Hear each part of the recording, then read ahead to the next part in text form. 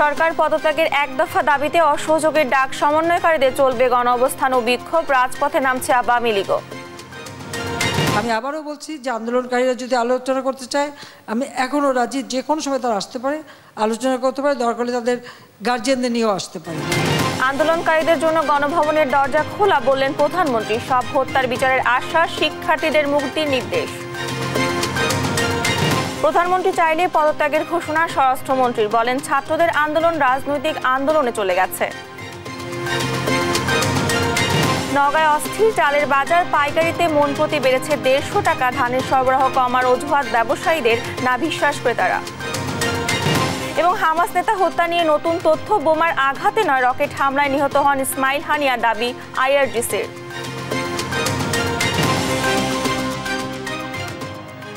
আমন্ত্রণ সংবাদ সকালে দেখছিলেন শিরোনাম, সঙ্গে আছি আমি ডানা ইসলাম।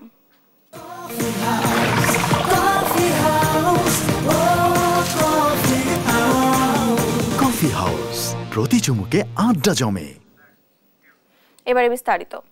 24 ঘন্টার ভেতর বিশ্ববিদ্যালয়ের হল খুলে দেওয়ার আলটিমেটাম সহ সরকারের পদত্যাগের দাবিতে আজ সারা দেশে অসহযোগ আন্দোলনের ডাক দিয়েছে বৈষম্য বিরোধী ছাত্র আন্দোলন। শনিবার বিকেলে কেন্দ্রীয় শহীদ মিনারে বিক্ষোভ মিছিল ও অবস্থান কর্মসূচিতে এই ঘোষণা দেন সংগঠনের অন্যতম সমন্বয়ক নাহিদ হাসান। ছাত্র আন্দোলনের শহীদ মিনারে জনতার ঢল নামে, যেখানে ছাত্রদের সাথে সামিল হয় অভিভাবক ও শিল্পীরা। বিস্তারিত জানাচ্ছেন কায়েস রাহাত। শনিবার সকাল থেকেই রাজধানীর বিভিন্ন পয়েন্টে জড়ো হতে শুরু করেন ছাত্ররা। দুপুরের পর বৃষ্টি উপেক্ষা করে খণ্ড খণ্ড মিছিলে শহীদ মিনারে জড়ো হন তারা। এ সময় জনসমুদ্রে রূপ নেয় শহীদ মিনার চত্বর। বিকেলে শহীদ মিনারের দুপাশে রাস্তা ছাপিয়ে সমবেত ছাত্ররা দোয়েল চত্বর থেকে টিএসসি এলাকায় অবস্থান নেয়। এ সময় ছাত্রদের স্লোগানে মুখরিত হয়ে ওঠে শহীদ মিনার প্রাঙ্গণ। তবে পুরো এলাকায় চোখে পড়েনি পুলিশের উপস্থিতি।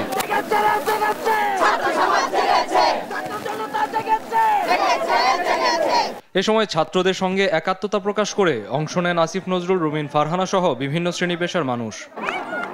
শিক্ষার্থীদের সাথে আসা অভিভাবকরা বলছেন, আন্দোলনের দাবির সাথে একমত হয়েই মাঠে নেমেছেন তারা। আজকে আপনারা বলছেন আলোচনার পথ খোলা। আমার ভাইয়ের, আমার বোনের, আমার সন্তানের রক্তের উপর কিসের আলোচনা?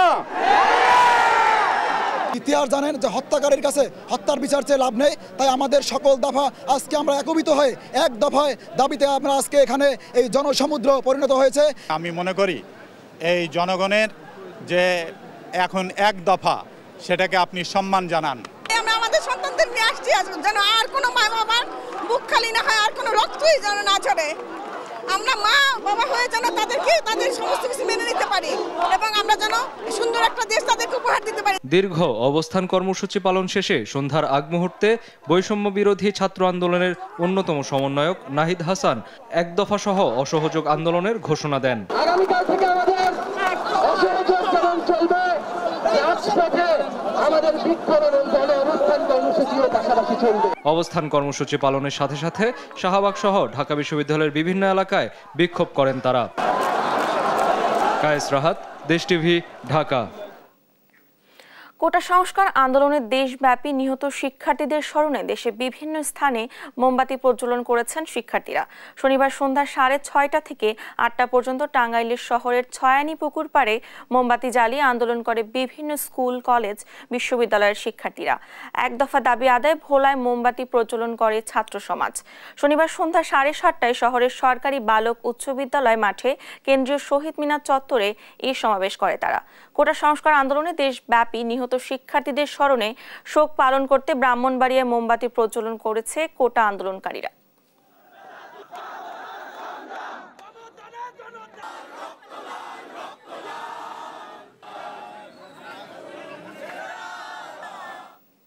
চব্বিশটি সরকারি বেসরকারি বিশ্ববিদ্যালয়ের ভিসি ও শিক্ষক এবং 23টি কলেজের অধ্যক্ষদের সঙ্গে শনিবার গণভবনে বৈঠক করেছেন প্রধানমন্ত্রী শেখ হাসিনা। অশুভ শক্তির কবল থেকে শিক্ষার্থীদের ফিরিয়ে আনতে একতাবদ্ধ হওয়ার প্রত্যয় জানান শিক্ষকরা। বৈঠকে গণভবনের দরজা শিক্ষার্থীদের জন্য সব সময় খোলা উল্লেখ করে প্রধানমন্ত্রী বলেন, সংঘাত নয়, শিক্ষার্থীদের সঙ্গে আলোচনায় বসে চলমান সংকটের সমাধান দিতে চাই। এ সময় বিশ্ববিদ্যালয়, স্বায়ত্তশাসিত প্রতিষ্ঠান ও সরকারি প্রতিষ্ঠানে প্রস্তাবিত পেনশন ব্যবস্থা বাতিল ঘোষণা করেন সরকার প্রধান।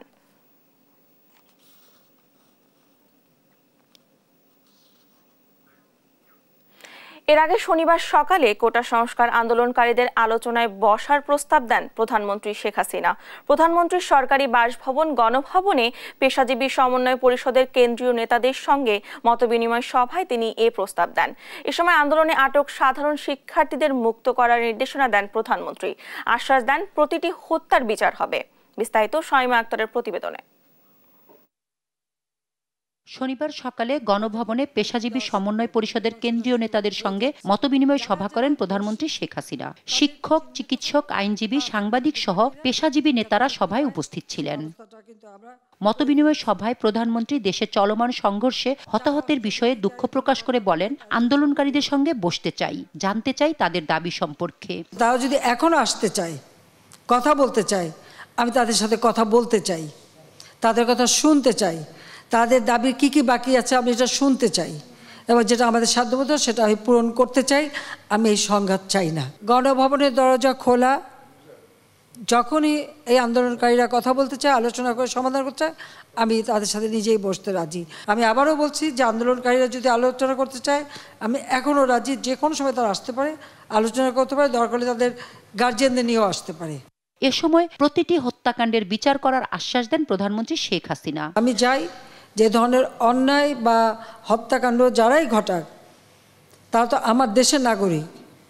সে পুলিশ হোক, একটা শিশু হোক, একটা মানুষ হোক, সে সন্ত্রাসী হোক, ডাকাত হোক বা ছাত্র হোক, যাই হোক, এ দেশের নাগরিক।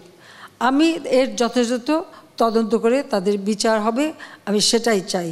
সংঘর্ষে নিহত রংপুর রোকেয়া বিশ্ববিদ্যালয়ের ছাত্র আবু সাইদ হত্যাকাণ্ডের ঘটনায় পুলিশের এসআই আমির হোসেন ও কনস্টেবল সুজনকে প্রত্যাহারের কথা জানিয়ে আটক শিক্ষার্থীদের মুক্তির নির্দেশনা দেন প্রধানমন্ত্রী। অ্যারেস্ট যারা করা হয়েছে তাদের মধ্য থেকে যারা ছাত্র ছিল, পরীক্ষার্থী, তাদের সবাইকে কিন্তু জামিন দিয়ে ছেড়ে দেওয়া হয়েছে। আর সাথে সাথে আমি এটাও নির্দেশ দিয়েছি যে এর ভিতরে যারা নিরীহ আছে তাদের সবাইকে, এবং ছাত্র যারা, তাদেরকে মুক্তি দেওয়া শুরু করবে। যেমন রংপুরে একটা ঘটনা ঘটেছে, যে পুলিশ দায়ী সেই পুলিশকে সাসপেন্ড করা হয়েছে এবং তার বিরুদ্ধে তদন্ত হচ্ছে এবং তার বিচার হবে। বিশ্ববিদ্যালয়ে স্বায়ত্তশাসিত সংস্থা ও সরকারি প্রতিষ্ঠানের জন্য প্রস্তাবিত পেনশন ব্যবস্থা প্রত্যয় বাতিল করেছে সরকার বলে জানান পেশাজীবী সমন্বয় পরিষদের কেন্দ্রীয় নেতারা। বিশ্ববিদ্যালয়, স্বায়ত্তশাসিত প্রতিষ্ঠান এবং প্রজাতন্ত্রের সকল বেতনভোগ কর্মচারীদের ক্ষেত্রে সার্বজনীন পেনশন ব্যবস্থায় অংশগ্রহণের বাধ্যবাধকতা বাতিল করে দিয়েছি। শামিমা আক্তার, দেশ টিভি, ঢাকা। প্রধানমন্ত্রী চাইলে পদত্যাগ করতে রাজি স্বরাষ্ট্রমন্ত্রী। শনিবার রাতে সচিবালয় আইন শৃঙ্খলা পরিস্থিতি নিয়ে ব্রিফিং এ কথা বলেন তিনি। এ সময় সাংবাদিকদের প্রশ্নের জবাবে মন্ত্রী বলেন, পুলিশের গুলিতে কোনো সাংবাদিক মারা যায়নি। কোটার দাবি পূরণ করা হয়েছে জানিয়ে শিক্ষার্থীদের লেখাপড়ায় ফিরে যাওয়ার আহ্বান জানান তিনি। বিস্তারিত ফজলে আদিত্য রিপোর্টার। বৈষম্য বিরোধী কোটা আন্দোলনকে ঘিরে দেশে চলমান পরিস্থিতি নিয়ে পরবর্তী সিদ্ধান্ত গ্রহণে শনিবার রাতে সচিবালয়ের স্বরাষ্ট্র মন্ত্রণালয়ের সভাকক্ষে আইন শৃঙ্খলা বাহিনীর ঊর্ধ্বতন কর্মকর্তাদের সাথে বৈঠক করেন স্বরাষ্ট্রমন্ত্রী আসাদুজ্জামান খান কামাল।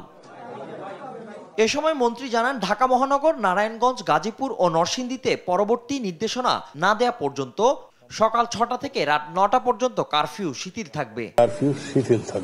এই সময় সাংবাদিকদের প্রশ্নের জবাবে তিনি বলেন, প্রধানমন্ত্রী চাইলে পদত্যাগ করতে রাজি। মন্ত্রী দাবি করেন, আন্দোলনের পুলিশের গুলিতে কোনো শিশু ও সাংবাদিক মারা যায়নি।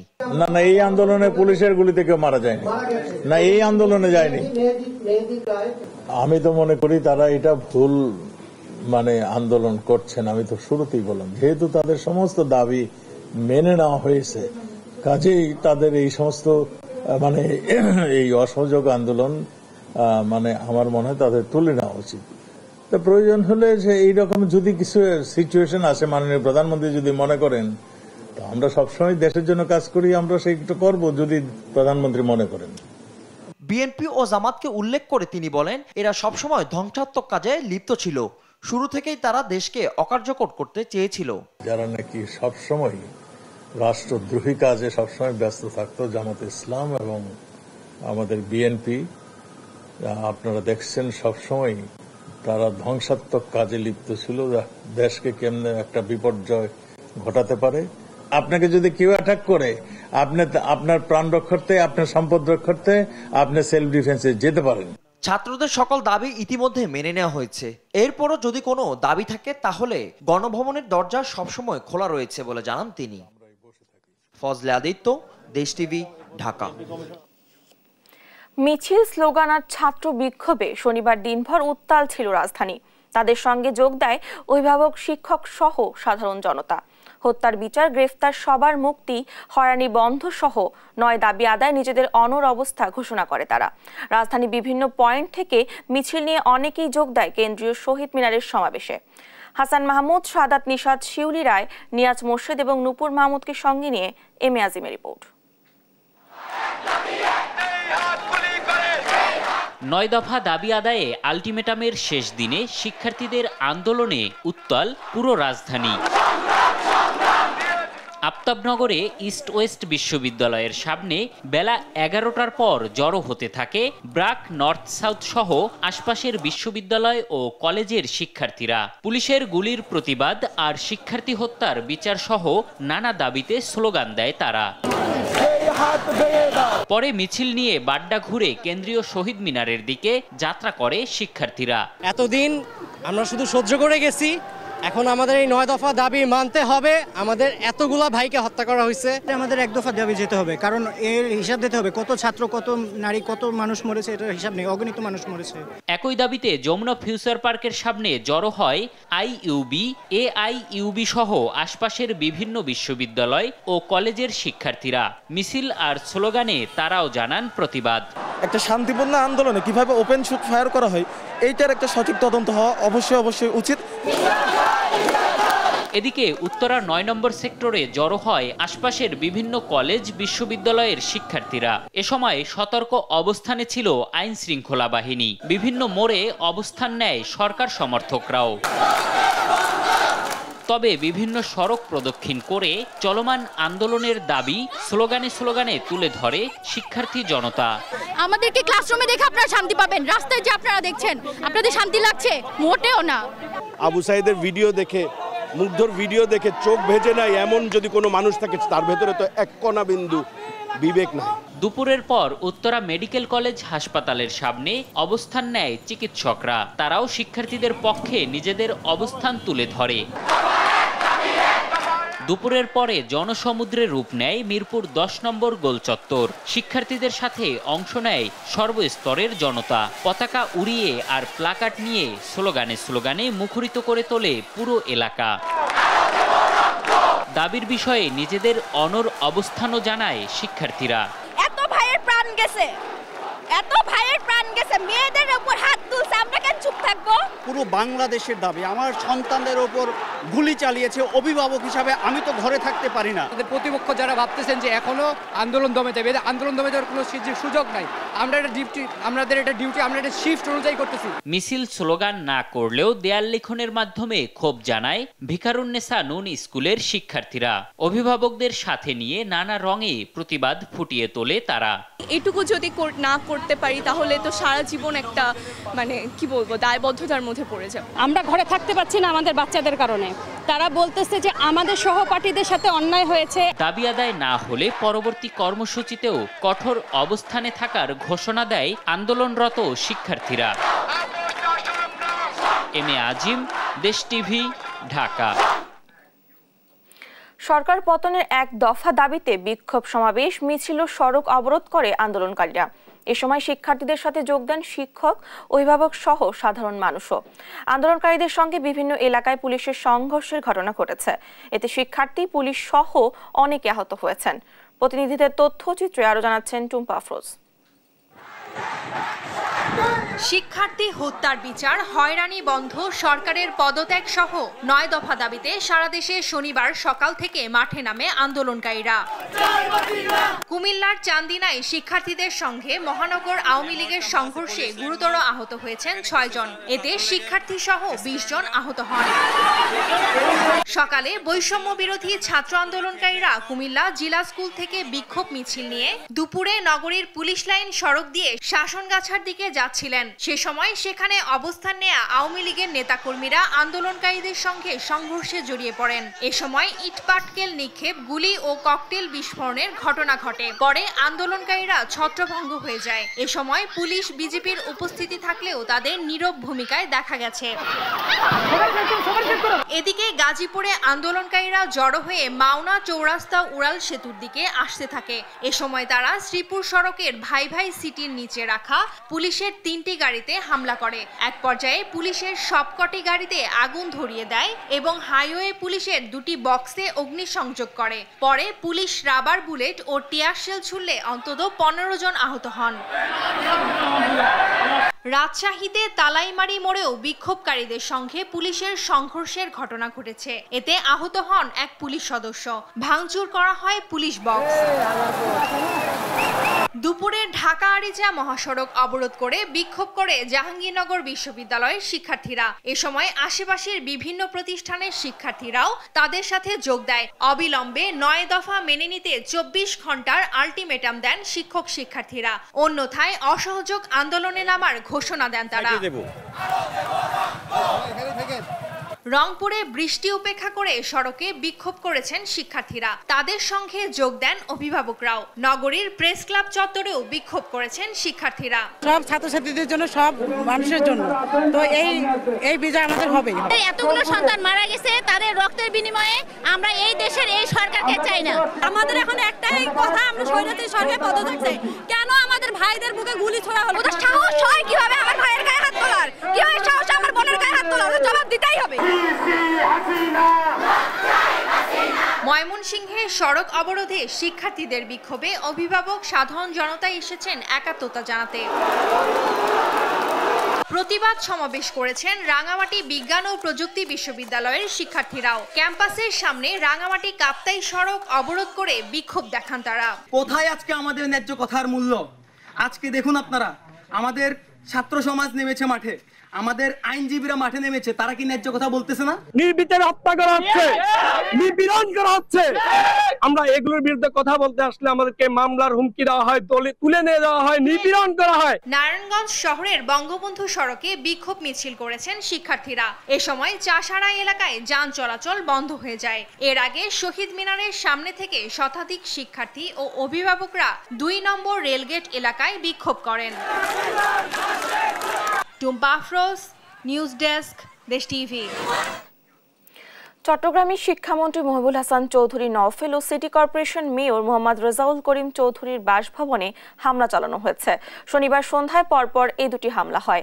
এদিকে রাতে বিএনপি নেতা আমির খসরু সহ 4 নেতার বাসায় হামলা ও আগুন দেওয়ার ঘটনা ঘটে।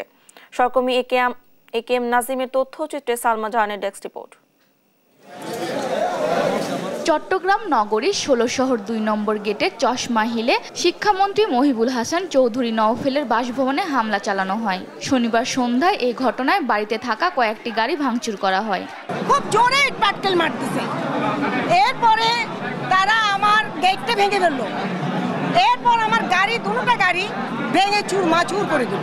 তারা বিএনপি, জামাত, শিবির, তারা এগুলি আমার সন্তানদের কাঁধের উপর বন্দুক রেখে তারা সুযোগ সন্ধানী তারা এই আন্দোলন করতেছে। এগুলি তো আমার সন্তানরা, আমার ছাত্ররা কখনো এইসব কাজ করতে পারে না। এরপরই শনিবার সন্ধ্যায় নগরীর বহদ্দারহাট এলাকায় চট্টগ্রাম সিটি কর্পোরেশনের মেয়র রেজাউল করিম চৌধুরীর বাসভবনে হামলা চালানো হয়। বৈষম্য বিরোধী ছাত্র আন্দোলনের মিছিল বহদ্দারহাট পৌঁছালে সেখান থেকে একটি অংশ মেয়রের বাসভবনের দিকে অগ্রসর হয়ে ইট পাটকেল নিক্ষেপ করে। এই সময় আন্দোলনকারীদের সঙ্গে পুলিশ ও সরকারি দলীয় নেতাকর্মী সংঘর্ষ হয়। এই ঘটনায় 4 জন গুলিবিদ্ধ হয়েছে। ঘটনার সময় ভেতরে অবস্থান করছিলেন তিনি। বৈষম্য বিরোধী ছাত্র আন্দোলন চট্টগ্রামের সমন্বয়ক রাসেল আহমেদ জানান, নিউ মার্কেট মোড় থেকে টাইগার পাস মোড়ে এসে আমাদের কর্মসূচি সমাপ্ত ঘোষণা করা হয়। এরপর ছাত্র জনতা সবাইকে যার যার গন্তব্যে যেতে নির্দেশনা দেওয়া হয়েছে। এর মধ্যে দুষ্কৃতিকারীরা ঢুকে হামলা নাশকতা চালিয়েছে। এর দায়ভার কোনোভাবেই ছাত্র আন্দোলন নেবে না। এদিকে রাত 8টার দিকে বিএনপির স্থায়ী কমিটির সদস্য আমির খসরু আহমেদ চৌধুরী, চট্টগ্রাম নগর বিএনপির সাবেক আহ্বায়ক ডাক্তার শাহাদাত হোসেনের বাসায় অগ্নিসংযোগ সহ হামলা চালানো হয়েছে। News desk, Desh TV. ময়মনসিংহে আইনশৃঙ্খলা পরিস্থিতি জানাতে সরাসরি যুক্ত হচ্ছেন সহকর্মী ইলিয়াস আহমেদ। ইলিয়াস, শহরের বর্তমান পরিস্থিতি এখন কেমন দেখছেন, বিস্তারিত জানাবেন। আজকে সকাল থেকে আমরা ময়মনসিংহের বেশ কয়েকটি মোড়ে মোড়ে ঘুরেছি, অর্থাৎ আইনশৃঙ্খলা বাহিনীর যে উপস্থিতি সাধারণ দিনের তুলনায় আজকে কিন্তু অনেকটাই কম। আমরা এই বিষয়টি নিয়ে আইনশৃঙ্খলা বাহিনীর সঙ্গে কথা বলেছিলাম। তারা বলছেন যে তারা কৌশলগতভাবে তাদের যে নিরাপত্তা ব্যবস্থা, অর্থাৎ সাধারণ মানুষ সহ সরকারের যে বিভিন্ন স্থাপনার নিরাপত্তা ব্যবস্থা, সেটি কিন্তু তারা জোরদার করেছেন এবং তারা বলছেন যে তারা নিজেদের সুরক্ষার বিষয়টি মাথায় রেখে সাধারণ মানুষের জানমাল এবং সরকারি সম্পত্তি সুরক্ষায় কিন্তু তারা তাদের যে কৌশলগতভাবে দায়িত্ব পালন সেটি কিন্তু তারা করে যাচ্ছেন। অর্থাৎ আজকে সকাল থেকে আমরা মহাসড়কেও যান চলাচল কিছুটা কম দেখেছি। এছাড়াও দোকানপাটও কিন্তু আমরা ময়মনসিংহ শহরে কিছুটা অন্যান্য দিনের তুলনায় কিন্তু কিছুটা কম খোলা রয়েছে দোকানপাট, আমরা সেটি লক্ষ্য করেছি। অর্থাৎ বলা যায় যে মানুষের মধ্যে যে একটি উদ্বেগ উৎকণ্ঠা সেটি কিন্তু কাজ করছে। আমি যে জায়গাটিতে দাঁড়িয়ে আছি সেটি হচ্ছে ময়মনসিংহ নগরীর টাউন হল মোড়। সেই মোড় থেকেই আসলে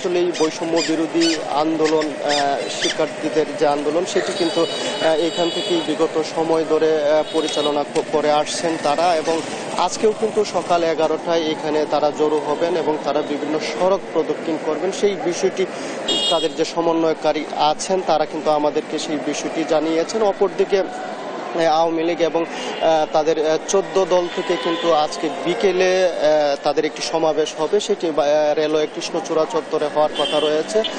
অর্থাৎ আওয়ামী লীগ এই বিষয়টি নিয়ে সতর্ক অবস্থানে রয়েছে এবং সামাজিক যোগাযোগ মাধ্যমে তারা কিন্তু আজকে মাঠে থাকার ঘোষণা কিন্তু দিয়েছেন। বিশেষ করে বলা যায় এই আওয়ামী লীগ এবং বৈষম্য বিরোধী যারা আন্দোলনকারী আছেন তাদের যে পাল্টাপাল্টি সমাবেশ, সেই সমাবেশকে ঘিরে একেবারেই ময়মনসিংহের পরিবেশ তমতমে বিরাজ করছে এবং আইনশৃঙ্খলা বাহিনীর সদস্য যারা আছেন তারাও কিন্তু বলছেন যে বিগত সময়ে ময়মনসিংহের যে শান্তিপূর্ণ পরিবেশ বজায় ছিল সেটি কিন্তু তারা অব্যাহত রাখার চেষ্টা করছেন এবং তারা তাদের যে দায়িত্বটুকু সেটি শতভাগ পালন করার চেষ্টা করছেন এবং সাধারণ মানুষের জানমাল যেন সুরক্ষিত থাকে সেই বিষয়ে তাদের নজরদারি রয়েছে। এই ছিল আমার কাছে ময়মনসিংহ থেকে সর্বশেষ তথ্য। ময়মনসিংহের আইন শৃঙ্খলা পরিস্থিতি জানাচ্ছেন আমাদের সহকর্মী। সেনাবাহিনী প্রধান জেনারেল ওয়াকারুজ্জামান বলেছেন, বাংলাদেশের সেনাবাহিনী দেশের জনগণের আস্থার প্রতীক।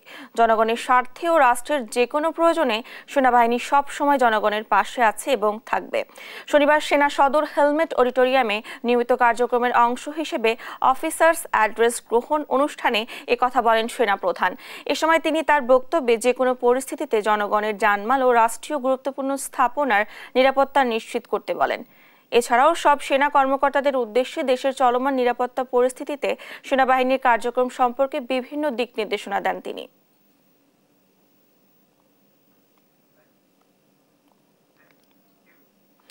আন্দোলনকারীদের উপর প্রাণঘাতী গুলি ছোড়া বন্ধ করতে ও বৈষম্য বিরোধী ছাত্র আন্দোলনের 6 সমন্বয়ককে আটক প্রশ্নে হাইকোর্ট করা রিটের শুনানি আজ। বিচারপতি মোস্তফা জামান ইসলাম ও বিচারপতি SM মাসুদ হোসাইন দোলনের সমন্বয়ে গঠিত হাইকোর্ট বেঞ্চের আজকের কার্যতালিকায় রিটটি আদেশের জন্য রয়েছে। দেশের বিভিন্ন স্থানে আন্দোলনকারীদের উপর প্রাণঘাতী গুলি না চালাতে এবং বৈষম্য বিরোধী ছাত্র আন্দোলনের আটক 6 সমন্বয়ককে মুক্তি দিতে নির্দেশনা চেয়ে 29 জুলাই রিট করেন সুপ্রিম কোর্টের 2 আইনজীবী। রিটের উপর গত 29 ও 30 জুলাই শুনানি হয়। গত 31 জুলাই রিটটি আদেশের জন্য বেঞ্চটির কার্যতালিকায় ওঠে।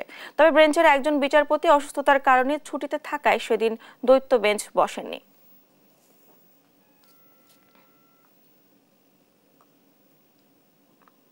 নওগাঁয় গত কয়েকদিনে পর্যায়ক্রমে চিকন ও মোটা চালের দাম বেড়েছে কেজিতে 4 থেকে 5 টাকা। পাইকারি বাজারে প্রতি 50 কেজির বস্তায় চিকন চালের দাম বেড়েছে 100 থেকে 150 টাকা। দেশে চলমান অস্থিরতায় ধানের সরবরাহ কমায় চালের দাম বেড়েছে বলে দাবি ব্যবসায়ীদের। চালের দাম বেড়ে যাওয়ায় কষ্টে পড়েছেন জেলার খেটে খাওয়া মানুষ, দিনমজুর ও নিম্ন আয়ের লোকজন। সহকর্মী কাজী কামাল হোসেনের তথ্যচিত্রে ফারিয়া ইসলামের ডেস্ক রিপোর্ট। এখন বর্তমানে কেজি প্রতি ভাই 3 টাকা 4 টাকা বেশি, তাহলে আমরা এই টাকা দিয়ে আরো বাজার করতে যাব। আমরা কিভাবে চলব? নওগাঁর চালের বাজার অস্থিতিশীল হয়ে উঠেছে। মোটা চিকন সব ধরনের ধানের দাম মন প্রতি বেড়েছে 50 থেকে 100 টাকা। জেলায় খুচরা বাজারে প্রতি কেজি চালের দাম 4 থেকে 5 টাকা বেড়েছে। স্বর্ণা 50 থেকে বেড়ে 55 টাকা এবং হাইব্রিড 45 টাকা থেকে বেড়ে 50 টাকা দরে বিক্রি হচ্ছে। 4 টাকা পর্যন্ত কেজি এটা দাম বৃদ্ধি পেয়েছে। যেমন জেলা শাল চাল মনে করেন যে আগে ছিল 60 টাকা, সেটা এখন 65 টাকা। আর কাটারি বলছিল যেটা আপনার 65 টাকা, সেটা এখন 66 টাকা। রোপা আমনের নতুন ধান না ওঠা পর্যন্ত মূল্য কমার কোনো সম্ভাবনা নেই বলে জানান চাল ব্যবসায়ীরা। বৈরী আবহাওয়ার কারণে আমন রোপণ বিলম্বিত হওয়ায় কৃষকরা গোলায় থাকা ধান হাটবাজারে ছাড়ছেন না। তবে নতুন ধান রোপণের পর কৃষকরা বিক্রি শুরু করলে দাম কমে আসবে বলছেন বিক্রেতারা। ধানের দাম প্রতি মনে 150 টাকা বৃদ্ধি পেয়েছে। প্রতিকূল আবহাওয়ার জন্য উৎপাদন কিছুটা বিঘ্নিত হচ্ছে। এখানে চাউলের সর্বটা কিছুটা কমে গিয়েছে। চালের মূল্য বেশি হওয়ায় ভোগান্তিতে পড়েছেন ক্রেতারা। আমাদের মতো মধ্যবিত্তদের জন্য একটু সাধ্যের বাহিরেই মনে হচ্ছে। কামাই করে খাওয়া লাগে, চাল কিনে খুবই কষ্ট হয়। 15 দিন আগে তখন যে চাউলের দাম 50 টাকা ছিল, এটা এখন 54 টাকা। অযৌক্তিকভাবে চালের দাম বৃদ্ধি করলে আইনানুগ ব্যবস্থার হুঁশিয়ারি খাদ্য বিভাগের। শোনা যাচ্ছে যে বাজারে একটু দাম বৃদ্ধি, তা আমরা এ ব্যাপারে মনিটরিং করছি। বাজার বৃদ্ধির কারণগুলো নিয়ে আমরা কাজ করছি এবং আমাদের লোকজনও কাজ করছে। যদি কোনো কারণে বা অসৎ কারণে হোক, যে কোনো কারণে হোক, যদি বাজার কেউ অসৎ উদ্দেশ্যে বৃদ্ধি করে থাকে তাহলে আমরা আইনানুগ ব্যবস্থা গ্রহণ করব। বাজার নিয়ন্ত্রণে রাইস মিলগুলোর পাশাপাশি চাল বাজারের তদারকি বাড়াবার তাগিদ ভোক্তার। News desk, Desh TV. ভারী বৃষ্টি ও পাহাড়ি ঢলে প্লাবিত ফেনী ও বান্দরবান। তলিয়ে বসত বাড়ি, রাস্তাঘাট সহ ফসলি জমি। পানিবন্দী হয়ে দুর্ভোগে সাধারণ মানুষ। এদিকে ভোলার নিম্নাঞ্চল থেকে পানি নামতে শুরু করেছে। সহকর্মীদের তথ্যচিত্রে সালমা জাহানের ডেস্ক রিপোর্ট। ভারী বৃষ্টিপাত ও উজানের ঢলে মুহুরী ও কোহা নদীর পানি বেড়ে বিপদসীমার 100 সেন্টিমিটার উপর দিয়ে প্রবাহিত হচ্ছে। বন্যা নিয়ন্ত্রণ বাঁধে 10টি স্থানে ভাঙন। এতে প্লাবিত হয়েছে ফেনীর কলাপাড়া, অনন্তপুর, বেড়াবাড়িয়া, কালীকৃষ্ণনগর, ছাগলনাইয়া সহ 30টি গ্রাম।